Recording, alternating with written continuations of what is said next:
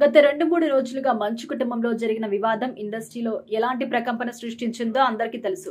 మనోజ్ సృష్టించిన హంగామా కారణంగా మోహన్ బాబు సహనం కోల్పోయే పరిస్థితి ఏర్పడింది.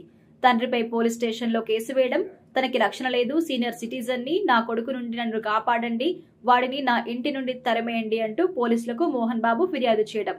బిజీగా గడుపుతున్న లైఫ్ లో చిన్న బ్రేక్ తీసుకుని ఫ్యామిలీ మరియు ఫ్రెండ్స్ తో ఎంజాయ్ చేయాలి అనుకుంటున్నారా? అయితే వెంటనే ఆర్మీ వెకేషన్స్ ప్రైవేట్ లిమిటెడ్ ని సంప్రదించండి. వీరి దగ్గర సరికొత్త ఆఫర్స్ మరియు స్పెషల్ ప్యాకేజెస్ ఉన్నాయి. మరిన్ని డీటెయిల్స్ కోసం సంప్రదించండి 7997979960 అలాగే 61. మంచు మనోజ్ కూడా ఇంటిని ఖాళీ చేసి వెళ్లి మళ్లీ తన కూతురి కోసం తిరిగి వచ్చినప్పుడు సెక్యూరిటీ అడ్డుకోవడం, మంచు మనోజ్ గేట్లను బద్దలు కొట్టుకుని లోపలికి వెళ్లడం వంటి సంఘటనలకి సంబంధించిన వీడియోస్ సోషల్ మీడియాలో వైరల్ అయ్యాయి.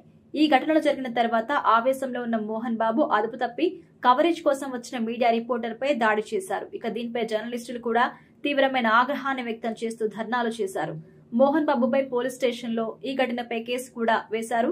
దీనిపై ఎఫ్ఐఆర్ నమోదు చేసిన తెలంగాణ పోలీసులు మోహన్ బాబుని నేడు అరెస్ట్ చేయడానికి ఆయన ఇంటికెళ్లగా పరారీలో ఉన్నట్టుగా తెలిసింది. ఆయన్ను వెతకడం కోసం పోలీసులు 4 బృందాలుగా విడిపోయి గాలించారు. కానీ మోహన్ బాబు ఆచూకీ మాత్రం దొరకలేదు.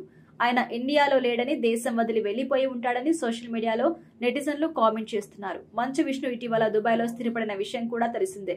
ప్రత్యేక విమానం ద్వారా ఆయన దుబాయ్కి వెళ్లి ఉంటాడని పోలీసులు అనుమానిస్తున్నారు. మరోపక్క నిన్న రాత్రి ఆయన జరిగిన ఈ ఘటనపై ఒక ఆడియో రికార్డు విడుదల చేశారు.